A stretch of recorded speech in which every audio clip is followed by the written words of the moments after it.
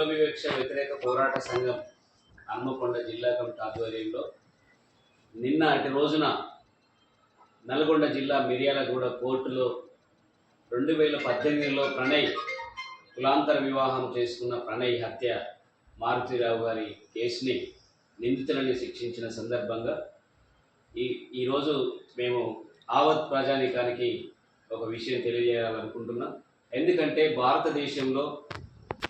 భారతదేశంలో కుల వివక్ష అనేది ఎంత ముందుకెళ్తుంది అని చెప్పేసి మనకు అర్థమవుతుంది.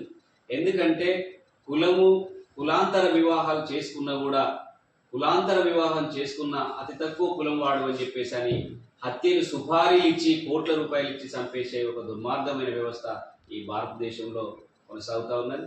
మేము కోరేది ఏమిటంటే ఇప్పటికైనా కులాంతర వివాహం చేసుకున్న ఈ సుపారీలు ఇచ్చి చంపేయడం అనేది సరైనది కాదు.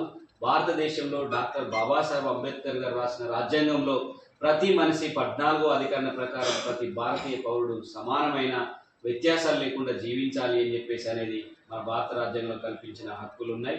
కానీ ఇప్పటికీ పాలక వర్గాలు, ప్రభుత్వాలు చట్టాన్ని చేతిలోకి తీసుకొని కోర్టులను సైతం కూడా చేతిలోకి తీసుకొని అనేక రకమైన అత్యాచారాలు, దాడులు జరుగుతుంటే ఖచ్చితంగా తీర్పు అనేది ఒక న్యాయబద్ధంగా ఉండట్లేదు. ఈరోజు మిర్యాలగూడ కోర్టు తీర్పుని మేము ఈరోజు నిజంగా కూడా ఆనందాన్ని వ్యక్తం చేస్తాము, హర్షం వ్యక్తం చేస్తాము. ఎందుకంటే అప్పుడున్న సిపి రంగనాథ్ గారు ఎంతో శ్రమపడి సుమారుగా 900 పైచీలకు ఒక ఛార్జీ షీట్ని వేసి ఇప్పటి వరకు భవిష్యత్తులో కూడా ఈ భారతదేశంలో కులాంతర వివాహాలు చేసుకున్న వారిని హత్య చేయకూడదు అని చెప్పేసి అనేది ఆ నిర్ణయం అనేది బాగుంది అని చెప్పేసి అనిపిస్తుంది.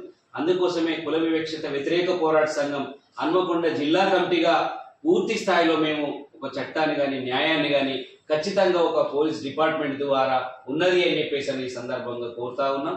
భవిష్యత్తులో కూడా ఇలాగే ఉండాలి అని చెప్పేసి అనేది మేము ఈ సందర్భంగా మా కుల వివక్ష వ్యతిరేక పోరాట సంఘంగా ప్రజలందరికీ తెలియజేస్తాము. నా పేరు మంద సంపత్, కుల వివక్ష వ్యతిరేక పోరాట సంఘం జిల్లా ప్రధాన కార్యదర్శి.